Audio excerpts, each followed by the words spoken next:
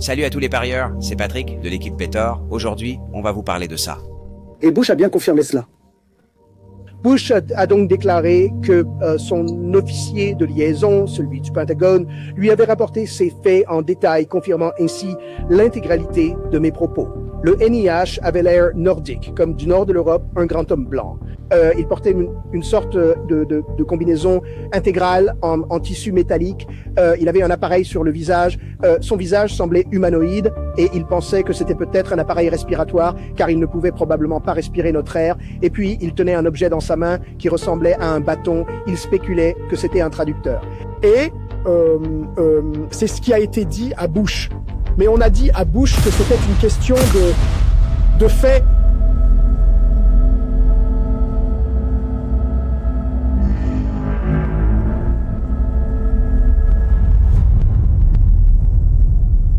Alors, faites parieurs, mettez un pouce bleu, ça aide vraiment les vidéos. Et si vous n'êtes pas abonné, abonnez-vous, les amis. Alors, les parieurs, de quoi parle la vidéo d'aujourd'hui? Eh bien, vous avez déjà aperçu un petit extrait au début, mais en fait, il s'agit du docteur Eric Davis et des affirmations explosives qu'il a récemment faites concernant George H.W. Bush et le célèbre atterrissage de 1964 à la base aérienne de Hollow Man.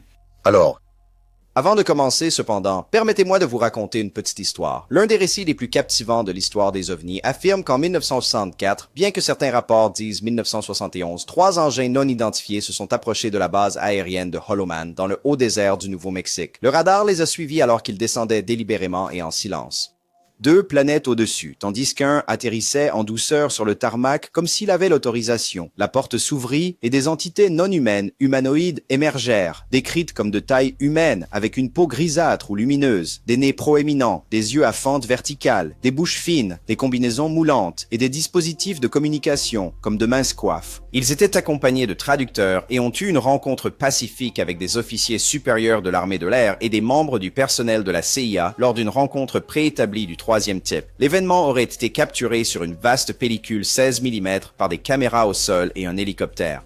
Au début des années 70, le cinéaste Robert Emenegger s'est vu promettre ces images authentiques pour son documentaire de 1974, OVNI, passé, présent et futur. Mais finalement, elles ont été retirées à la dernière minute, bien qu'ils aient montré un bref extrait, prétendument une partie de ces images explosives. Et nous y reviendrons plus tard dans la vidéo. L'affaire a refait surface dans le documentaire de 2025, l'ère de la révélation, où l'astrophysicien Dr. Eric Davis a révélé que l'ancien président George H.W. Bush lui a confirmé des détails en privé en 2003. 3 vaisseaux, dont l'un a atterri, une entité non humaine en est descendue pour interagir, bien que Bush se soit vu refuser plus tard tout accès supplémentaire pour des raisons de besoin d'en connaître. L'armée des États-Unis a toujours formellement démenti l'existence de tout événement d'origine extraterrestre, le qualifiant de technologie expérimentale secrète ou de simple fiction. Aucune preuve tangible et irréfutable n'a jamais été rendue publique. Pourtant, des témoignages constants et persistants d'initiés maintiennent cette histoire bien vivante dans la mythologie populaire des ovnis.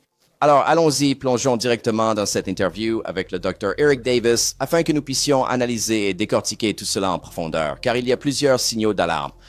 Tu sais, en me plongeant dans toutes ces histoires d'ovnis et ces témoignages fous, je passe énormément de temps à faire des recherches, à monter des épisodes et juste à flipper sur toutes les histoires d'ovnis dingues que j'entends. Et je veux aller visiter certains de ces célèbres sites d'ovnis en personne. Mais il y a quelque temps, j'ai eu cette révélation en regardant mon relevé bancaire où j'ai réalisé que je payais pour un tas d'abonnements que je n'utilisais presque plus. Des choses auxquelles je m'étais abonné il y a des années et que j'avais totalement oublié. C'était comme découvrir une dissimulation cachée dans mes propres finances. C'est là que j'ai commencé à utiliser Rocket Money. Et honnêtement, ça a tout changé depuis. L'application scanne tous mes comptes connectés, trouve tous ces abonnements indésirables en un seul et même endroit et me permet de gérer les annulations directement en quelques simples clics, ce qui me fait gagner un temps précieux et met fin à ces frais cachés sournois. Quant à la fonction d'épargne automatisée, c'est du configurer là et oublier là pour que je puisse enfin aller visiter certains de ces sites d'ovnis en personne. Rocket Money est une application de gestion financière personnelle qui vous aide à identifier et à résilier vos abonnements non désirés, surveille attentivement vos dépenses et contribue à réduire vos factures afin que vous puissiez accroître votre épargne. Qui ne voudrait pas cela? Laissez Rocket Money vous aider à atteindre vos objectifs financiers plus rapidement. Rejoignez-nous sur rocketmoney.com/vetted. C'est rocketmoney.com/vetted. rocketmoney.com, VETTED, ou bien vous pouvez simplement utiliser le lien qui se trouve dans la description également. Donc, cet extrait commence essentiellement avec le Dr. Eric Davis qui nous explique qu'un agent de liaison du département de la Défense est allé s'entretenir avec George H.W. Bush, et ce, juste au moment précis où il était sur le point de devenir le directeur de la CIA, d'accord? Et on lui fait le récit de cette histoire. Donc, c'est à ce moment-là que tout commence. Et donc, lors d'un de ces briefings, il rencontre son officier de liaison du DoD. Et son officier de liaison du DoD est un officier en uniforme dont l'identité ne m'a pas été révélée. Je ne connais pas le grade de cet homme, mais il appartient au service en uniforme. Et il vient du Pentagone parce qu'il assure la liaison dans son travail au service du secrétaire à la Défense. Et en fait, à cette époque-là, il aurait occupé l'ancien poste de Chris Mellon. Il aurait été le secrétaire adjoint principal à la Défense pour le renseignement. Je crois que c'est ça le titre. Mais c'était l'homme numéro 3 ou le poste numéro 3 dans toute la structure du ministère de la Défense. Donc, ce type travaillait pour cette personne et son travail est d'assurer la liaison avec le directeur de la CIA ou toute personne, n'importe lequel de ses subordonnés qu'il désigne. Bush est mis au courant pour se mettre à niveau sur absolument tout. Il commence son nouveau poste à la CIA et l'officier de liaison a cru par erreur que Bush avait déjà été informé sur le sujet des UAP. Et donc, il a commencé à déblatérer sur les dernières informations à ce propos. Et Bush a dit maintenant, attendez une minute. Mais de quoi sommes-nous en train de parler ici? Et l'officier de liaison lui a alors demandé je pensais que vos cadres supérieurs vous avaient déjà mis au courant de tout cela. Et il a répondu non, en fait, pas du tout. Je n'ai pas été briefé sur ce sujet, pas encore, ou même pas du tout. Je n'ai pas, et donc l'officier de liaison avait déjà divulgué l'information. Alors il a continué et a terminé le reste de ce briefing. Et c'est à ce moment-là que Bush a été informé d'un atterrissage sur une base de l'armée de l'air au Nouveau-Mexique par un ovni de type humanoïde. Une intelligence non humaine est sortie de l'appareil et a effectivement rencontré des officiers supérieurs de l'armée de l'air en uniforme ainsi que du personnel civil de la CIA. D'accord. Et vous faites référence à un événement qui est souvent simplement appelé l'atterrissage de Holloman. Holloman a eu lieu à la base aérienne de Holloman en avril 1964. C'est tout à fait ça. Bon, alors ça devient déjà un peu fou, n'est-ce pas? En fait, nous parlons de cet atterrissage à la base aérienne de Holloman, qui est un cas très célèbre dont beaucoup de gens ont certainement parlé. Et c'est vrai, cela a été inclus dans un documentaire. Laissons Eric Davis nous en dire un peu plus. Ce scénario est apparu dans le film documentaire de Bob Emenegger et Adam Sandler, que je crois avoir été diffusé sur CBS en 1974, OVNI. Je crois que le titre est « Ça a commencé ». Je l'ai peut-être à l'envers. Ils ont réédité ce documentaire plus tard, vers 1976-77, et ils l'ont étendu de tellement plus de minutes et ont ajouté Jacques Vallée comme co-présentateur. Et donc, dans les deux versions de ce documentaire, ils ont abordé le sujet du film de l'atterrissage de Holloman, le présentant comme un scénario hypothétique de contact entre le gouvernement américain et des extraterrestres. Alors oui, il y a une petite confusion ici sur le documentaire. Donc en 1974 est sorti ce documentaire OVNI, passé, présent et futur. Puis en 1979, il a été réédité avec des séquences supplémentaires et il a été intitulé OVNI. Ça a commencé, d'accord? C'est de là que vient toute la confusion. Et encore une fois, ils auraient prétendument montré de véritables images de cet atterrissage. Mais encore une fois, nous y reviendrons dans un instant. Et donc, l'histoire, le récit que j'ai pu apprendre et recueillir auprès de nombreuses personnes qui ont travaillé au sein du gouvernement et qui sont maintenant à la retraite était que cela n'était absolument pas censé être un scénario. Une partie de ce documentaire devait diffuser le film de l'atterrissage, le film qui a été tourné par un équipage d'hélicoptères qui partait de Holloman pour la base de missiles de White Sands car ils allaient enregistrer des essais en vol de missiles. Et donc, ils ont été appelés par la tour de contrôle aérien pour faire demi-tour immédiatement et se rendre à la piste d'atterrissage le plus rapidement possible. Il va y avoir 3 appareils d'origine inconnue qui arrivent et commencer à les filmer. C'est donc ce qu'ils ont fait. Ils sont restés en vol stationnaire quelque part à proximité de la piste d'atterrissage et ils ont vu les 3 engins arriver. L'un des 3 engins s'est posé, les 2 autres engins ont décollé et ils ont pu filmer quelqu'un qui descendaient de cet engin pour aller à la rencontre du personnel en uniforme de l'armée de l'air et du personnel civil de la CIA mentionné précédemment. Alors, d'accord, regardez, jetons un coup d'œil à ces images qui seraient de vraies images de l'atterrissage de Holloman, d'accord? Celles qu'ils ont montrées dans ce documentaire à la toute fin, l'un d'entre eux, peut-être même les deux. Je n'en suis pas tout à fait certain, mais voici les images qui sont encore disponibles et qui circulent. La qualité est assez médiocre, c'est ce qu'ils ont diffusé, alors soyez attentifs.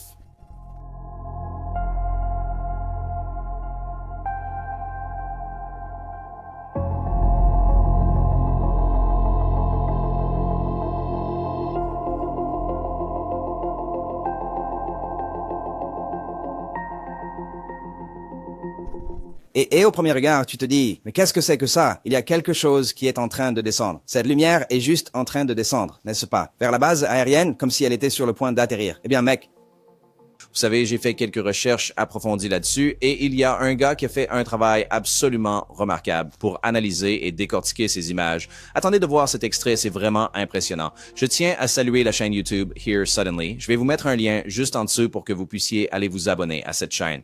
Mais si cette image ne provient pas du légendaire film Perdu, que représente-t-elle donc réellement en train de descendre du ciel? Qu'est-ce qui s'apprêtait à atterrir à Holloman en ce jour-là? Eh bien, je suis ravi de pouvoir vous annoncer que je peux y répondre de manière assez définitive. J'ai récemment fait l'acquisition d'un exemplaire du DVD du documentaire officiellement sorti en 2007. J'ai rapidement avancé aux images de l'atterrissage et j'ai été un instant stupéfait par ce que ce détail supplémentaire a révélé. C'est un avion. Les détails sont difficiles à distinguer, mais les ailes et le train d'atterrissage sont indéniables. La compression YouTube pourrait complètement effacer les détails ici, alors je vais le laisser jouer plusieurs fois pendant que j'ajuste les paramètres de la séquence. Ce ne sera pas joli, mais j'espère qu'une de ces combinaisons aidera les ailes et le train d'atterrissage à survivre au processus de compression. Maintenant, vous vous demandez sûrement, qu'est-ce que la chose ronde, blanche et lumineuse? Et c'est une excellente question. Mon premier réflexe a été de penser que le film était diffusé à l'envers et que ce que nous voyons en réalité, ce sont les post-combustion de l'avion alors qu'il s'éloigne de nous. Mais le train d'atterrissage est clairement sorti et si l'avion s'éloignait de nous, le train d'atterrissage aurait déjà été rentré et dissimulé. Il est donc fort probable qu'il soit en approche pour atterrir plutôt que de décoller.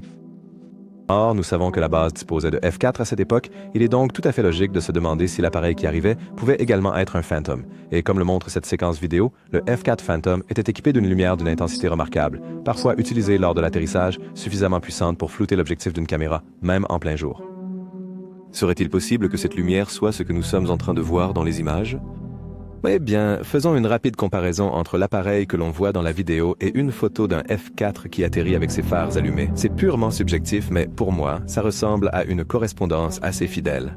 L'envergure de l'appareil, la largeur du train d'atterrissage, la position des phares, la manière dont le nez de l'avion dépasse juste au-dessus des lumières, tout cela semble s'aligner plutôt correctement. Cependant, il n'y a aucun moyen de l'affirmer avec certitude. Et à ce stade précis, je ne crois pas que le modèle d'avion soit d'une grande importance. Ce que nous pouvons désormais affirmer avec un degré de certitude assez élevé, c'est que la séquence d'atterrissage montrée dans le documentaire n'est absolument pas tirée du légendaire film de l'atterrissage d'OVNI de Holloman. Oui, tout à fait. Mais ce n'est qu'un simple avion, n'est-ce pas? Et il tente de nous faire croire que c'est un ovni, en pleine phase d'atterrissage, n'est-ce pas? Parce qu'il n'y a probablement pas de vraies images à montrer, n'est-ce pas? Alors, on va vous donner ces images, soit pour votre documentaire. On ne peut pas vous donner les images. Mais voici juste un petit extrait, n'est-ce pas? Voici juste un petit quelque chose. Un peu comme si, et puis il montre juste un avion qui arrive. Quoi? Qu'est-ce qui se passe, bordel? Pour moi, ça ressemble clairement à un avion. Je pense que ce gars a fait un super boulot en analysant ça et en identifiant précisément l'avion pour être honnête, ainsi que la raison de la lumière et tout ça. Franchement, c'était phénoménal. Alors, encore un grand bravo à Here Suddenly. Passons à la prochaine partie de l'histoire. Et Bush l'a confirmé. Bush a donc affirmé que son officier de liaison du Pentagone le lui avait rapporté en détail. Il a donc confirmé l'intégralité de ce que je venais de dire. Le NIH avait une apparence très nordique, comme on en voit souvent en Europe du Nord, un grand gaillard plutôt blanc. Il portait une sorte de combinaison intégrale, faite d'un tissu qui semblait métallique.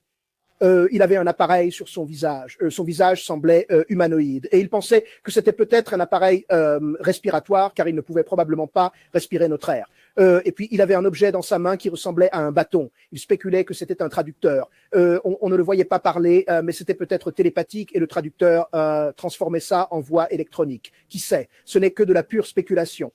C'est ce qui a été dit à Bush, mais on lui a présenté ça comme une question de fait, une certitude absolue. Et le problème, c'est que Bush s'est vraiment, mais alors vraiment passionné pour cette histoire, et il voulait absolument en savoir plus. Et il a demandé les dossiers, les archives et a visionné le film. Et l'officier de liaison lui a dit « je suis désolé, monsieur le directeur, mais vous n'avez pas accès à cette information. Vous pouvez obtenir l'accès à cette information si quelque chose arrive avec la CIA, de telle sorte que ce sujet soit soulevé et que vous deviez prendre une action spécifique qui requiert une autorité présidentielle. » Alors, ce que vous devrez faire, c'est appeler le conseiller à la sécurité nationale du président. C'est lui le point de contact pour tout ce qui concerne les UAP à la Maison-Blanche. Donc, son travail est de vous mettre en contact avec le président pour que vous puissiez faire un briefing afin que vous puissiez dire au président quel est le problème et que vous aurez besoin de la décision officielle du président pour que vous puissiez mener une action en réponse à l'incident d'OVNI, quel qu'il soit. C'est ce que Bush m'a dit qu'il avait été informé par l'officier de liaison. Encore une fois, ça sonne comme du charabia, si je suis honnête, de la part du Dr. Eric Davis. Donc, en gros, qui dit que George Bush reçoit ce contact arrive, n'est-ce pas? Il pense qu'il est briefé ou qu'il a une habilitation, un besoin de savoir. Il lui raconte cette histoire explosive, révolutionnaire qui change l'humanité et il dit « Oups, tu n'étais pas au courant ?» Et Bush répond « Eh bien, je veux en savoir plus. » Tu n'as pas besoin de savoir, mais tu sais, tu as compris l'essentiel. Quoi? C'est genre toute l'histoire. Tu viens de tout lui dire. Et toute cette histoire a fini par fuiter. Tout ce qui avait été dit à Bush a été divulgué de toute façon dans des livres et autres publications. De quoi parle-t-on sérieusement? Impact von Stuart White. Et puis Bush essaie de trouver... je ne sais même pas si cette conversation a eu lieu. Je ne sais même pas si le docteur Eric Davis a réellement parlé à George H.W. Bush, n'est-ce pas? Où sont les preuves de cela? C'est exactement ce que je dis. Il y a un grand nombre de conversations qu'Eric Davis aurait eues avec des gens et pour lesquelles il n'y a vraiment aucune preuve concrète, n'est-ce pas? Et bien entendu, George H.W. Bush est décédé depuis un certain temps. Il y a tout simplement trop de signaux d'alarme et de lacunes dans tout ça pour moi. Je ne dis pas, personnellement, je ne pense pas que cet événement se soit produit comme il le raconte. Je ne crois vraiment pas que cela se soit passé ainsi, car voici un autre extrait du Dr. Eric Davis avec Sol, encore une fois, la Fondation Sol, lors d'une présentation en direct, où il parle d'autres présidents qui ont été informés. Et remarquez qui il ne mentionne pas. Connaissez-vous un président qui a été briefé? Avez-vous des aperçus? Oui, je sais que Nixon et Reagan, et je crois que Kennedy a été briefé. Et je sais définitivement que Eisenhower a été briefé. À l'époque moderne, Bill Clinton, non, je ne sais pas. Je pense que Bush Jr., W.O. a été briefé dans une certaine mesure. Mais permettez-moi de vous interrompre là. Vous venez de dire, vous avez bien dit Bill Clinton. Vous croyez qu'il n'a pas été mis au courant de ça? C'est qui? Bill Clinton. Bill Clinton? Oui. Non, il n'avait absolument pas été informé. Il croyait vraiment que son cabinet... Ses secrétaires du cabinet lui ont menti. Ce n'est pas à moi que cela a été dit. Cela a été dit à quelqu'un d'autre. Et puis-je vous demander comment vous savez cela? Répétez. Puis-je vous demander comment vous savez cela? C'est une conversation privée entre la personne à qui il l'a dit et moi-même, qui est mon ancien patron. Compris. OK. D'accord. Carter a été formellement informé. Je tiens cette information directement de son dernier chef de cabinet que j'ai interviewé en compagnie d'un autre de mes collègues de NITS. Vous venez de dire que vous avez interviewé quelqu'un de l'administration Carter. Eh bien, c'était à ce moment-là, tout à fait. Qui a dit que Jimmy Carter a reçu un briefing sur les UAP? Et nous avons un document de la bibliothèque de Carter, Pose, qui va dans ce sens. Pose à savoir que cette réunion d'information a eu lieu et qui y a assisté. Pose. Je sais que Jay Stratton et ses collègues de l'UAPTF ont bien informé Trump. Pose, mais il l'informait sur le problème des UAP. Pose pas sur le sujet de la récupération d'épaves. Ouais. De quoi est-ce qu'on parle, là? Et puis c'est aussi comme s'ils étaient briefés. Mais briefés comment, exactement? Il n'y a pas genre, ils ont été briefés. Ils pourraient juste dire, hey, il y a des histoires d'OVNI. Ça ne veut pas dire qu'ils sont informés sur les faits réels de choses qui se sont passées. Tu vois ce que je veux dire? Et qu'on leur montre des preuves concrètes, n'est-ce pas? C'est comme si Bill Clinton n'a pas été briefé, mais le président d'avant, lui ici, maintenant, il est vrai que c'était George H.W. Bush quand il était directeur de la CIA, n'est-ce pas? Alors, une fois qu'il est au pouvoir, il ne fait absolument rien pour y remédier. Ça n'a vraiment aucun sens ici, n'est-ce pas? C'est tout ce dont je parle. Il y a toujours ce langage utilisé pour semer la confusion et vous reliez les points. Ça vous amène juste au seuil, pas vrai? Ils ont été briefés sur les ovnis. Oh mon Dieu, ils connaissent la vérité sur les ovnis. Oh là là là. Soyons honnêtes sur ce qui a été dit. Ils ont été briefés. On ne sait même pas ce que cela signifie. Comment sont-ils briefés? Sur quoi sont-ils informés? Sont-ils briefés sur des théories, des idées, des choses qui sont confirmées? Parce que OVNI, encore une fois, c'est un objet volant non identifié, n'est-ce pas? Sont-ils juste informés qu'il y a des choses qui volent dont on ignore la nature? Sont-ils informés d'événements spécifiques comme celui de Holoman? Daar enschreven de signaux d'alarme autour de cet incident à la base de Holoman, n'est-ce pas? Et prétendument, il y a toutes ces images que personne n'a jamais vues. Et le clip qui était prétendument réel, qui a été transmis à ce réalisateur de documentaire, est un avion, n'est-ce pas? C'est ce qui se passe. Ce genre de situation, c'est quelque chose qui se produit très régulièrement, pour être tout à fait honnête avec vous, n'est-ce pas? Et regardez, le docteur Eric Davis poursuit. Que dit Bush sur le fait qu'il découvre, en tant que nouveau directeur de la CIA, qu'il n'aurait pas accès à ces informations? Ce n'est pas quelque chose d'inhabituel. Ce n'est pas inhabituel.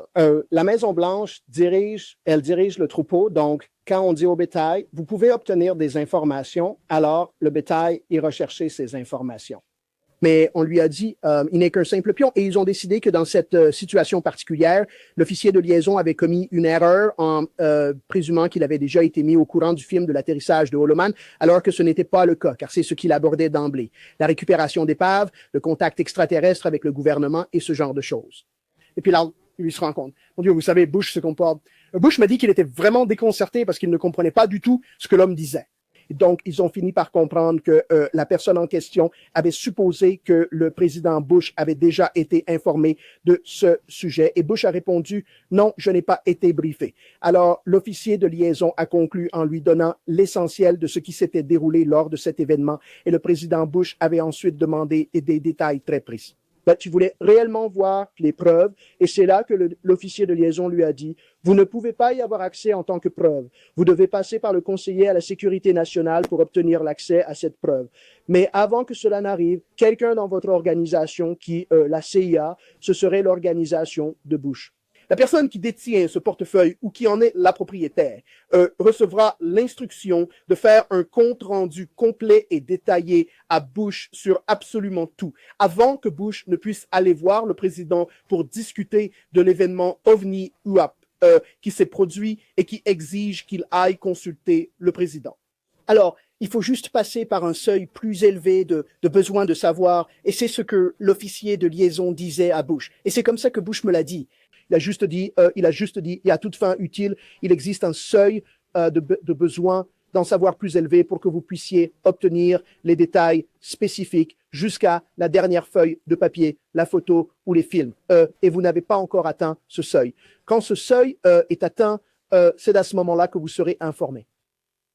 Et l'autorisation vous sera accordée d'être briefé et ensuite vous irez rencontrer le président pour discuter de la question majeure que vous avez. Mais il faut que ce soit pertinent pour cette situation de contact extraterrestre. C'est ce qui est au centre de tout.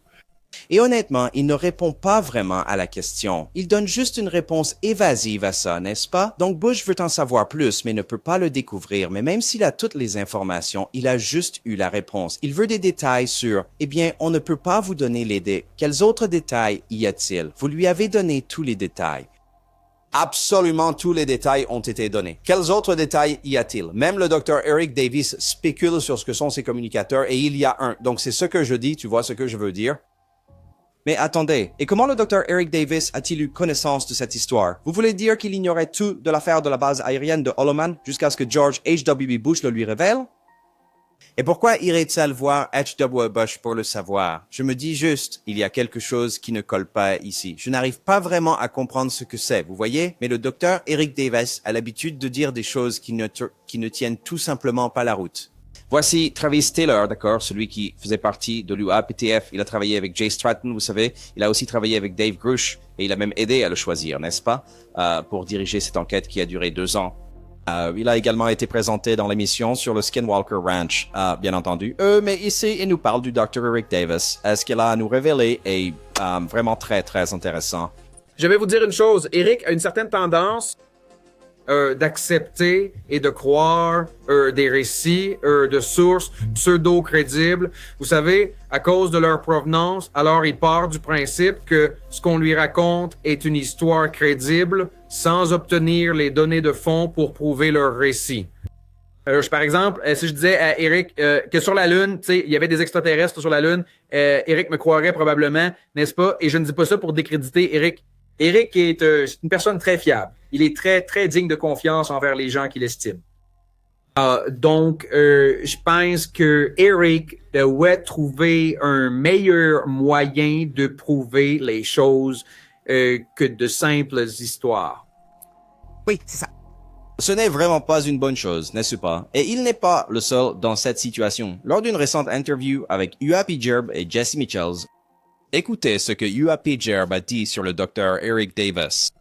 Je crois qu'Eric Davis m'a menti en pleine face concernant le succès des technologies dérivées et des véhicules de reproduction d'origine extraterrestre. Ouais. Je pense qu'il m'a, alors que nous sommes si proches, raconté des mensonges purs et simples à ce propos. Soit qu'il est simplement trop fier pour admettre qu'il ne comprend pas bien la science, soit plus probablement, à mon avis, c'est une stratégie classique de protection de programme. On dirait que c'est le cas avec beaucoup des personnages les plus célèbres dans cet espace. Leurs révélations sont la sortie de conditions. Oui. Certaines choses sont dissimulées, compartimentées, des demi-vérités ou des vérités cachées.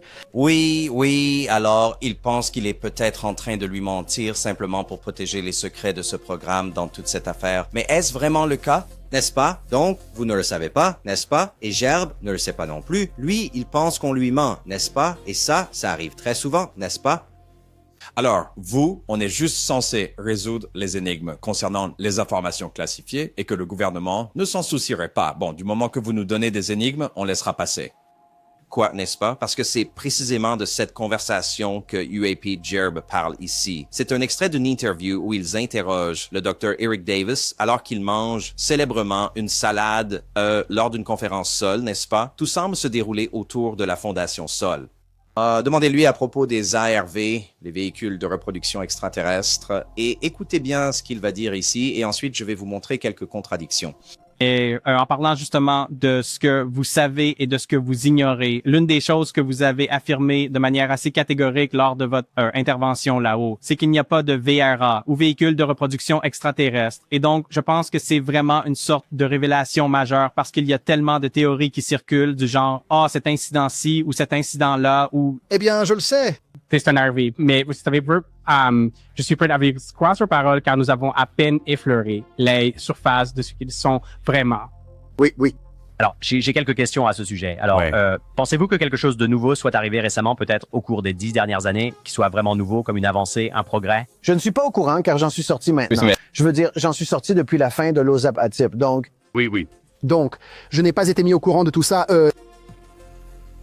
au niveau où j'étais pour l'OZAP et l'AZIP ATIP. Je ne sais pas. Tout ce que je sais, c'est qu'on m'a clairement dit qu'en 1989, la CIA a tout arrêté parce que personne, nous savons que les autres entreprises que notre client avait démasquées n'avaient fait aucun progrès après plusieurs décennies d'enquête. Aucun progrès n'a été fait.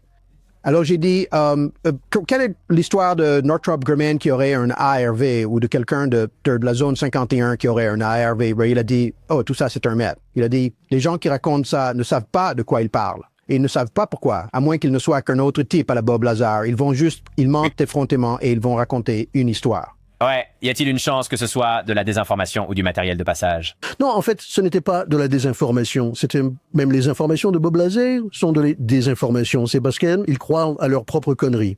Il vous disait qu'il n'y a pas d'ARV et qu'on n'a rien fait? Oh non, ce n'est pas de la désinformation. Non, ça vient directement d'un niveau classifié. Moi, j'ai besoin de savoir et ils n'ont pas besoin de me donner de la désinformation. Nous sommes dans un programme où on va leur donner de l'argent de contrat pour travailler avec nous et ils ne vont pas rester là à nous raconter des conneries. Nous allons leur donner de l'argent. Je ne pense pas. C'est beaucoup trop des échecs en 5D, non? Oui, je comprends. Quand vous parlez d'ARV, voulez-vous dire une réplique exacte d'un UAP et d'un véhicule Ashi, ou pensez-vous qu'il existe des systèmes d'aéronefs qui ont tiré parti de ces technologies? Absolument aucun système d'avion n'a tiré parti de quoi que ce soit, et il n'y a eu aucune reproduction exacte. Beaucoup de cela est tombé dans la psyché de la communauté des ovnis à cause de Bob Lazar, puis Brad Sorensen et Mark McCandless. Donc je ne sais pas d'où ils viennent, et puis d'autres personnes sont sorties du bois en disant la même chose. Mais il n'y a aucune preuve. Je veux dire, il y a eu des photographies, mais ces photographies, je ne les ai pas analysées. Je ne me souviens pas si Bruce Maccabee les a examinées.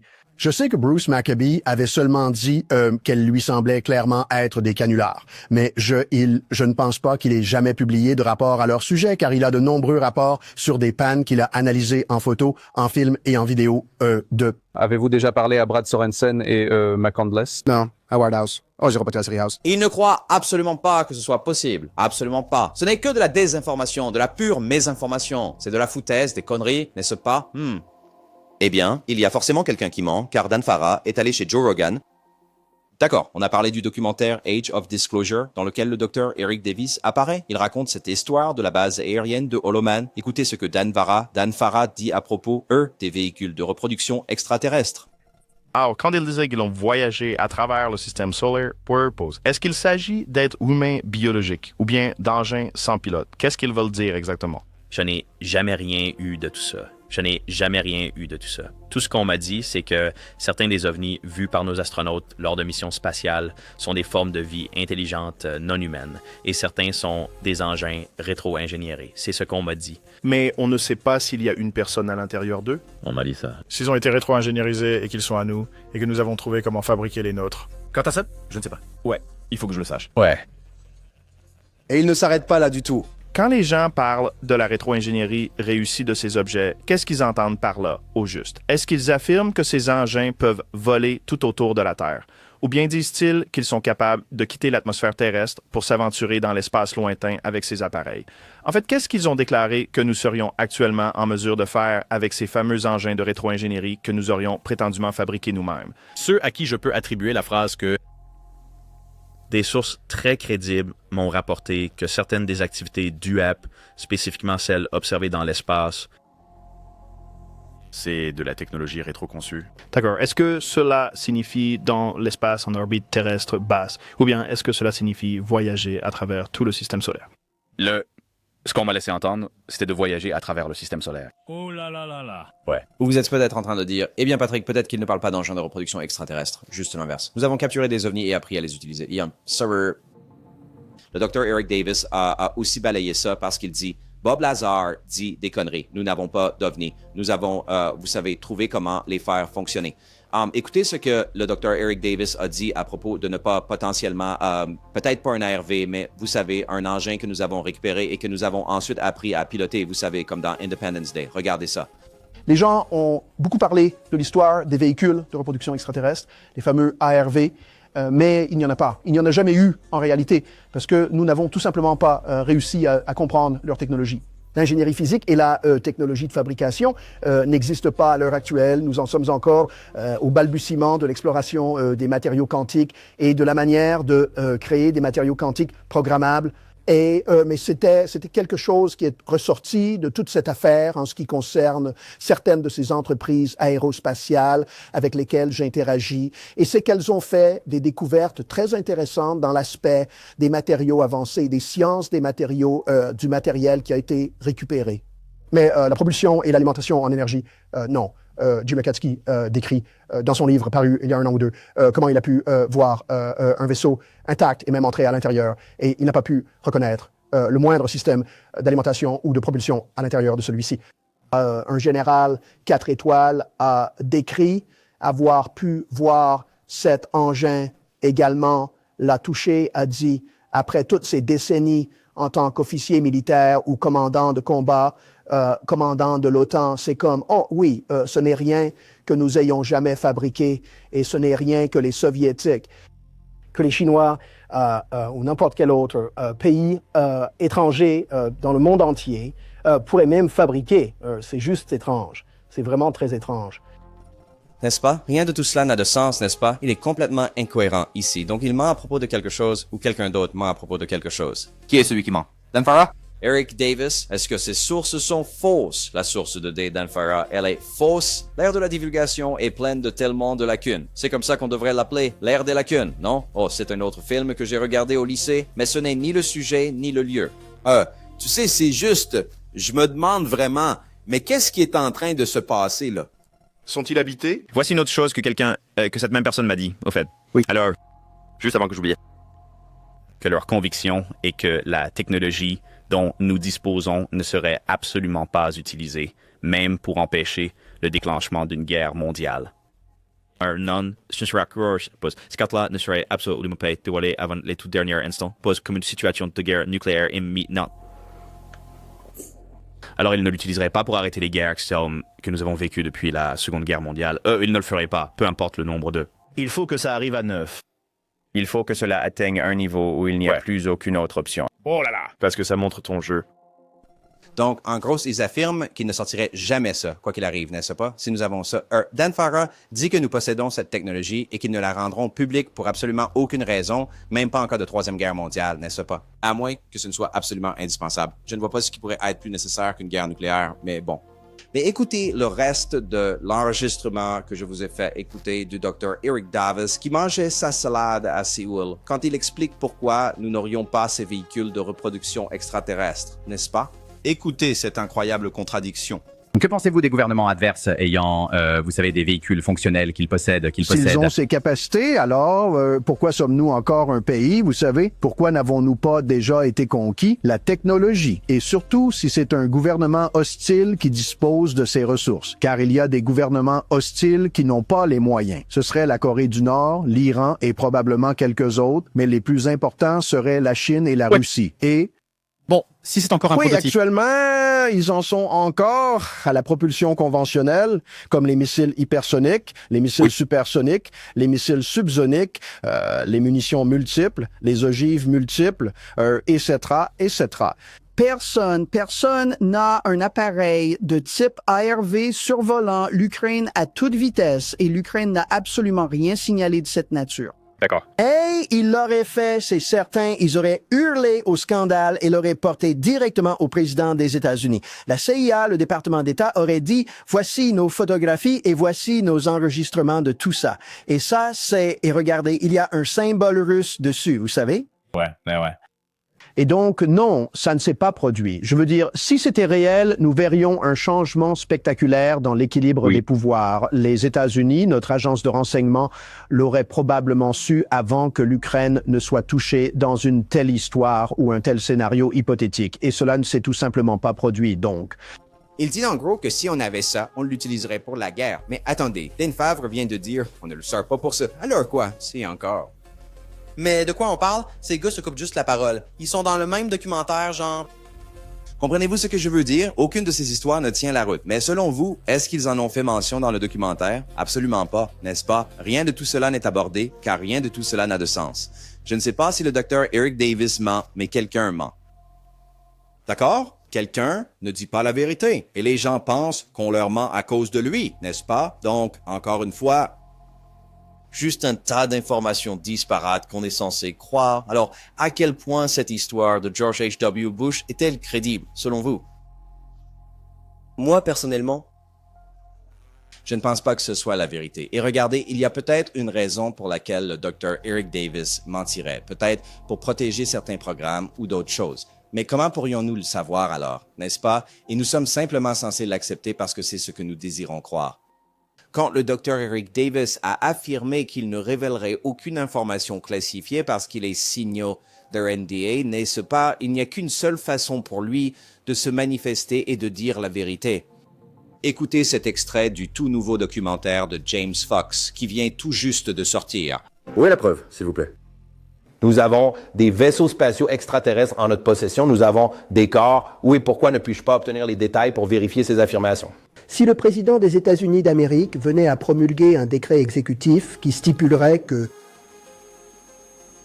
m'absous de toutes mes obligations de non-divulgation liées aux informations TSSCI, les NDA sont des accords de non-divulgation. Ce sont les accords que nous devons signer pour chaque compartiment de nos habilitations SCI. Donc, si le président lève ou annule mon obligation envers ces NDA et que je suis assigné à comparaître par le Congrès, par quelqu'un de Capitol Hill, un comité, que ce soit au Sénat ou à la Chambre, ou les deux, révéler tout ce que je sais, que j'ai appris de mes enquêtes, tant non classifiées que classifiées, sur les programmes hérités de récupération d'UAP accidenté, de rétro-ingénierie matérielle et les programmes NHI, je le ferais, si je pouvais en être dispensé ou absous d'une manière ou d'une autre par décret présidentiel. Et si le Congrès me cite à comparaître, oui, j'irai leur dire tout ce que je sais. Oui. Vous voyez? Alors, qu'est-ce qu'on est censé croire? Non, on le croit maintenant ou on le croira plus tard, après sa libération, parce que ces informations seraient classifiées. Et si George H.W. Bush le lui a dit, ne le lui aurait-il pas dit en toute confiance en disant « Hey, ne répète pas ça », mais genre « Oui, vas-y, parle-en après ma mort ». Enfin, encore une fois, ça n'a pas de sens. Et ce seraient des informations classifiées. Comment cet atterrissage à la base aérienne de Holloman ne serait-il pas une information classifiée? Eh bien, ne révélez simplement pas les sources ou les méthodes. Mais vous pouvez révéler l'intégralité de ce qui s'est passé. C'est ça, n'est-ce pas? Mais je veux dire, qu'est-ce que c'est que ça? Personnellement, je ne crois pas que l'atterrissage à la base aérienne de Holloman ait eu lieu. Et je ne crois pas qu'Eric Davis ait parlé à George H.W. Bush. Et même s'il l'a fait, il ne lui a pas dit ça. George H.W. Bush ne lui a pas dit que c'était un fait. Désolé, je n'y crois tout simplement pas. Maintenant, je vais mettre tous les liens ci-dessous. Dites-moi ce que vous en pensez dans les commentaires. Peut-être que j'ai tort. Mais peut-être que non. On se retrouve pour la prochaine fois, les amis. Pensez à nous. Chaque jour est un cadeau, vous tous. Peace! Salut Patrick, comment vas-tu? Je m'appelle Ray. J'ai une histoire à te raconter qui remonte à environ 12 ans de Ramsey, dans le Minnesota. C'était le 9 mai 2014. Je traînais avec des amis. On était en voiture. On roulait quand on a aperçu comme une lumière ou un orbe dans le ciel qui était juste là, immobile, flottant. Et ça a commencé à changer lentement, prenant une teinte comme du bleu, puis revenant au blanc, faisant une sorte d'aller-retour constant, monter à une altitude plus élevée, puis redescendre. A commencé à grossir et rapetisser. Et puis, il n'y avait absolument aucun bruit, pas le moindre son, rien du tout. C'était une époque bien avant que les drones, toutes ces technologies ne deviennent vraiment très très populaires. Mais c'est une zone plutôt habitée, pas non plus excessivement dense, c'est la banlieue en fait. Mon pote pensait que c'était un cerf-volant ou quelque chose comme ça et il n'y avait pas de vent ni quoi que ce soit. On s'est dit, mais qu'est-ce que c'est que ça? Mais oui, alors on essayait de comprendre ce que diable c'était. Et puis finalement, c'est monté assez haut et ça a commencé à devenir bleu. Et quand ça devenait bleu, c'était d'une luminosité absolument folle. Et j'ai trouvé ça vraiment, mais alors vraiment super étrange. Je n'avais jamais, au grand jamais, rien vu de pareil de toute ma vie. Et puis finalement, il est monté suffisamment haut en altitude où il a tout simplement disparu. Ailleurs, j'ai fait une vidéo de ça sur YouTube. Ça, c'est une vidéo de merde que j'ai filmée avec mon vieux téléphone à clapet à l'époque. Je venais juste de finir le lycée. Alors, j'ai ça sur YouTube. Tu peux le trouver si tu cherches quelque chose d'étrange dans le ciel à Ramsey, Minnesota. Et puis, vous pouvez probablement taguer ou mentionner mon nom, Ray Neverson, et ça devrait apparaître. Comme je l'ai dit, c'est une vidéo de très mauvaise qualité, mais vous pouvez au moins y voir les couleurs changer. Et je me suis dit que j'allais le lancer comme ça pour voir si quelqu'un d'autre avait des infos là-dessus. Il y a eu des personnes qui l'ont commenté et qui ont dit l'avoir déjà vu, mais si quelqu'un peut le trouver et peut-être approfondir pour voir si on peut y voir quelque chose de concret, ce serait génial. Et je n'ai même pas réalisé ça avant quelques années que nous vivons en fait à une demi-heure du champ de tir de Northrop Grumman. Donc, on entend des explosions de temps en temps. Donc, ils utilisent un champ de tir là-bas. Donc, oui, ce sont en gros les seules expériences pour lesquelles j'ai des preuves concrètes ou quoi que ce soit. Donc, j'ai pensé, le mentionner. Et si quelqu'un a des informations à ce sujet, vous pouvez me joindre sur X à shreddD, Ray Neverson ou Ray, ou Raymond.neversonhmail.com. D'accord, c'est tout.